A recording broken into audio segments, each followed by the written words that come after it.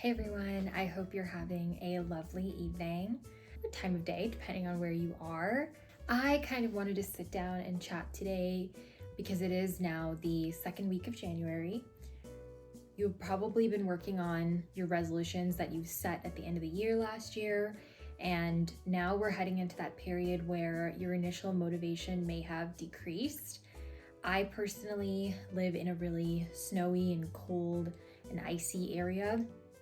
So I absolutely understand when your goals that you want to actually achieve don't align with the vibe. Like the vibe doesn't really match. It's a problem that I have, or I had every single winter, because things like going outside and going to the gym to work out or going for walks outside or seeing people can be really, really hard because the weather doesn't really help that. But what I wanted to talk about today is reducing friction to be able to achieve your goals despite the weather and working with the weather instead of against it. The first area that I wanted to talk about is nutrition. Most people set a lot of goals around nutrition for the new year. You could be focusing on things like high fiber, high protein, more whole foods, less sugar. What I have seen and what I've personally done is if you try to stick to stereotypically healthy foods like smoothies, salads, or even like bowls, it can be really hard to feel satiated after you've eaten because those foods aren't warm enough. I've personally found more success eating like warm soups or sauces that are jam-packed with nutrition because I feel warm after I've actually eaten them. So doing this is it's easier to eat vegetables because you're able to blend your vegetables and get your fiber in that way if you're really, really picky about texture. You can also add things like collagen powder or bone broth powder, unflavored of course, to stocks and soups, etc. And that will give you a boost of protein as well, and you won't really notice the texture anyways. Something else that might have been a goal is reducing caffeine or trying to drink more water. Once again, you won't really feel dehydrated in this kind of weather because it's really, really cold, so your body won't tell you that you need to drink water. But what might work is if you take your hydration in another way with teas. So I'm a big fan of herbal and flavored teas. I feel like they are almost like a supplement and they have really, really good health benefits. They taste delicious and they're either 0 calorie or low calorie if you only add a little bit of milk. What this means is you can drink a lot of tea at one point in time if you're not really fond of cold water. So what this means is you can basically drink as much tea as you want if you prefer that to cold water, and it will basically have the same effects if not more, because a lot of herbal teas have benefits. My favorites are spearmint for hormonal health, ginger for immunity, and flavor wise I'm really obsessed with this raspberry lemon tea from Twinings. The smell of it makes me feel like someone has just baked the most delicious raspberry lemon cake in my room. And it honestly tastes really, really sweet, even without sweetener. And raspberry tea leaf has amazing benefits for period cramps. So overall, really, really good tea. But those are my suggestions around nutrition. Another really common goal in January or in the new year is just movement in general. I have personally done this once again, where I try to jam pack as many things in my schedule because I personally want to work on a lot of things around my fitness and general health in the new year. So I want to focus on things like lifting weights because that's really, really good for muscle growth and bone health as well, and really, really important for women. I want to focus on things like mobility, so improving my overall flexibility, but also strength as I'm stretching to reduce the chances of injury. And I also want to focus on my cardiovascular health because last year I was definitely not getting enough steps, but this year I want it to be a goal that I actually hit at least 10,000 steps per day. And to be able to achieve that, I have to actively include cardio in my day, which can be difficult because, once again, it's very cold and icy outside and it is a bit difficult to walk. Now, I have a pretty good fitness base and I've worked out before, but especially something that can be really hard during the winter months is, one, very difficult to work out outside. So you will kind of lose normal non-exercise targeted movement. So you won't be taking as many walks outside. You'll probably be driving or taking probably like public transit and not clocking in as many steps. So one thing you could do, and what I've done, is getting a walking pad. I normally use it in the mornings when I don't go to the gym and I'm working out at home, because I do like to do Pilates at home, and I'll be able to clock in like 45 minutes. Maybe I'm watching YouTube, maybe I'm watching a show. Sometimes I watch lecture videos as well, if you want to multitask and like do something school related, etc. So that can be a really great way of actually booking some time in every single day to get your steps in. Also, in terms of movement, focus on flexibility over sticking to a really, really strict schedule. I have noticed that I feel quite tired in the winter sometimes, especially as the week progresses. I do try to get 8 hours of sleep a day, but sometimes you're just tired.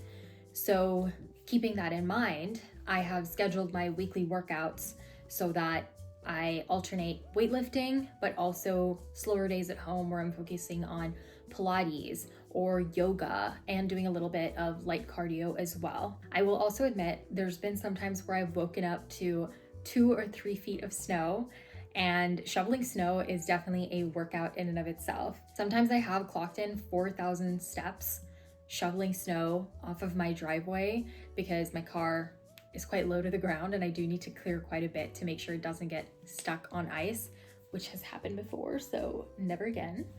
And after I've done that, one, I've lost a lot of time, probably an hour, when that hour was supposed to be for my workout. I do work a 9-to-5 job, so I have to be at work at 9, or sometimes at 8, but mostly at 9. And also, I'm really tired. Once again, shoveling snow is a really, really hard workout.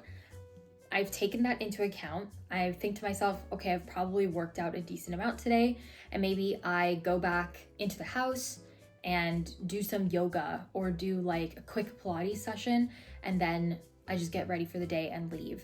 If you focus too much on getting the perfect thing done, so you have to do X many reps of this exact workout move in the gym and you can't substitute for anything else, you will burn out. Because that the message you're going to be sending to your mind, even though it's not your intended message, is I am not someone who follows up on the goals that I set for myself. That's really dangerous. This is a time of year where you need to be working on consistency. Perfection is the enemy of progress. Consistency is a really, really good friend. Once I reversed my mindset and I stopped thinking I just have to do everything the exact right way all the time, and instead just prioritized doing at least something, one, I end up doing what I actually set out to do most of the time, because that mindset helps me build discipline. But also when I don't beat myself up over it.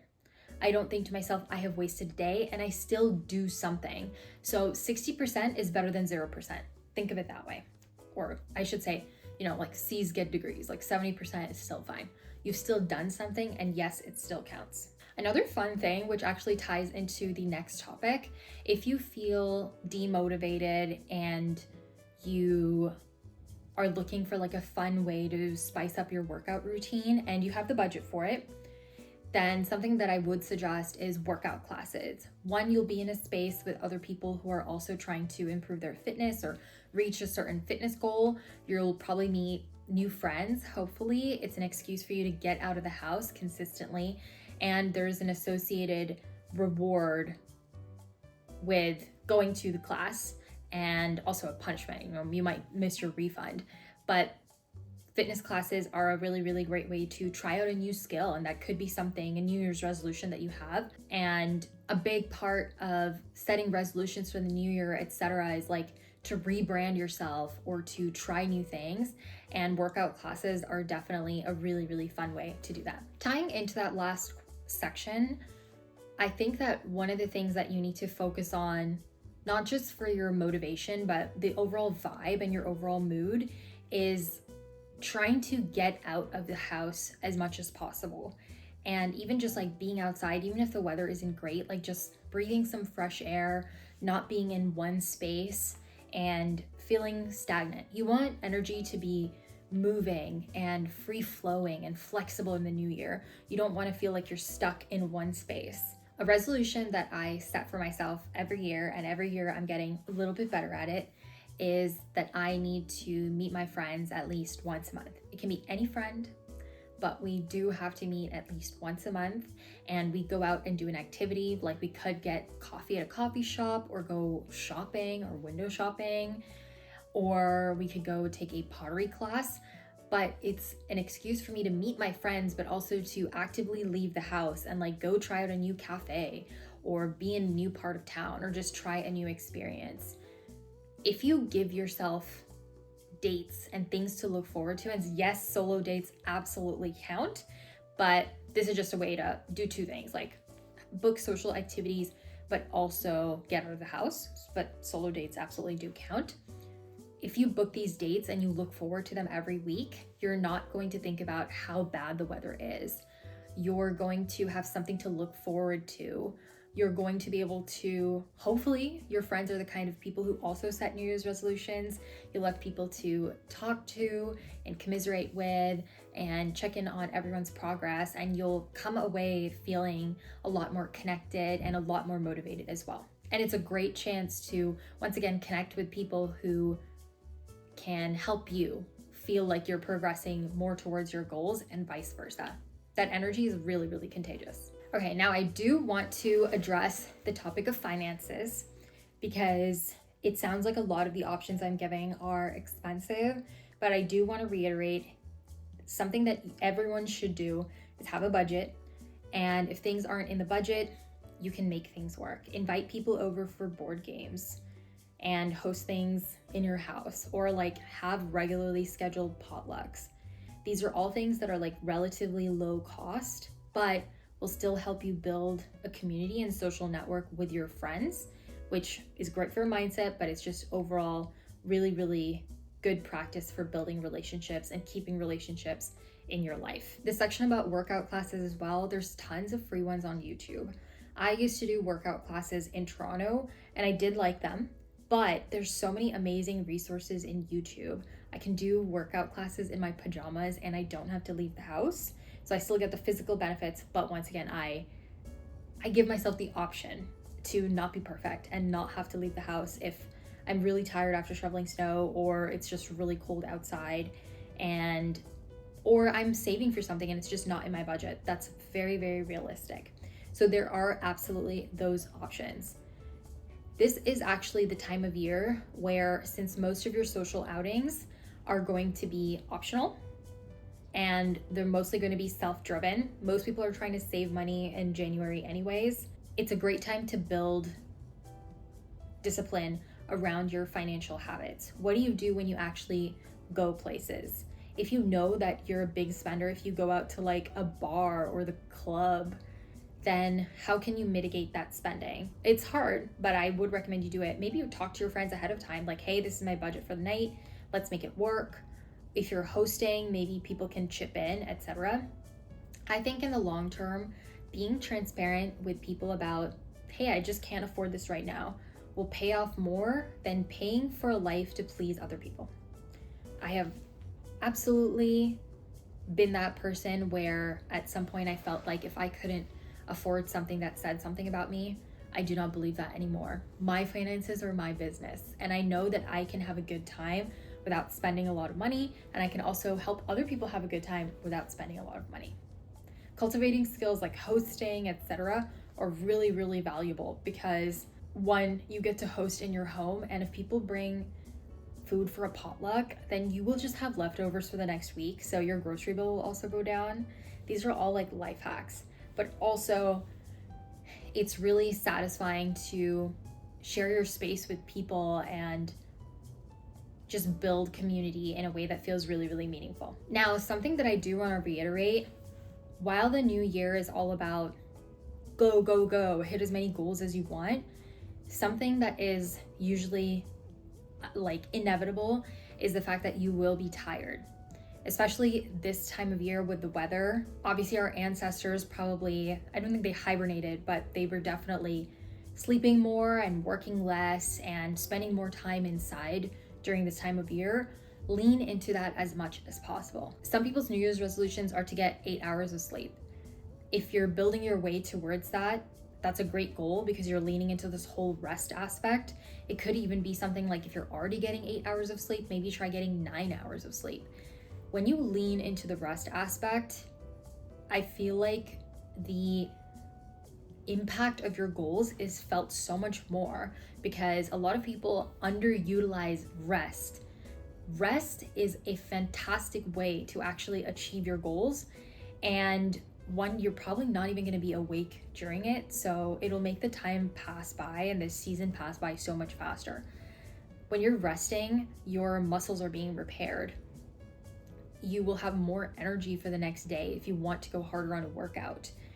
Your brain is recharging. If you're trying to pick up a new skill, like learning a new language or trying to code or something, rest is what will allow your brain and your subconscious mind to process that information to help you retain it.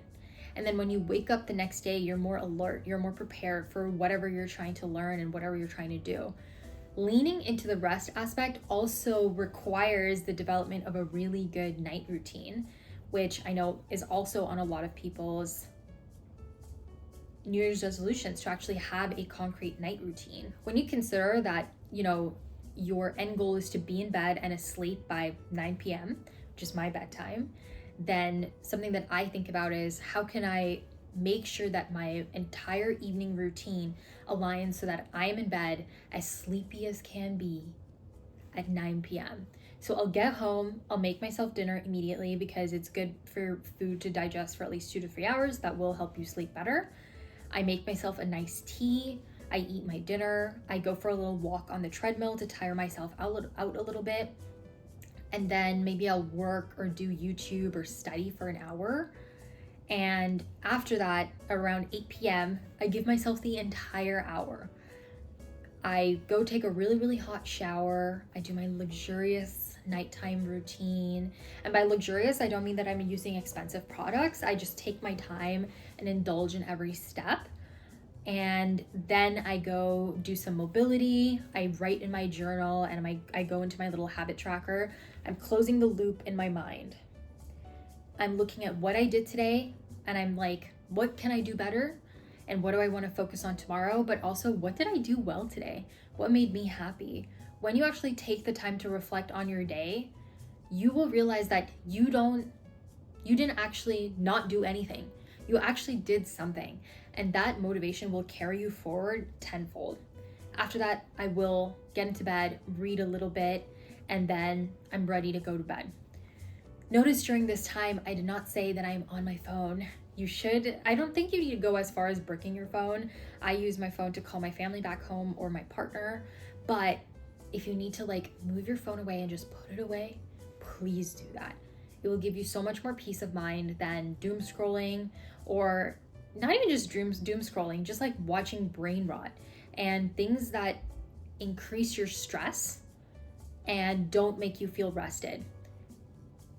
The way I think about it is the energy you have tomorrow is borrowing from the energy you have today. So if you don't rest today, you will have less energy tomorrow. And especially if you're trying to do things like develop a routine and keep habits, that is a dangerous precedent to set.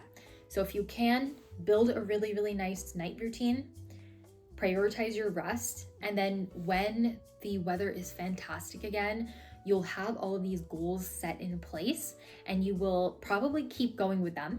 Maybe you'll make concessions once in a while, but you will be much better prepared for those inconsistencies.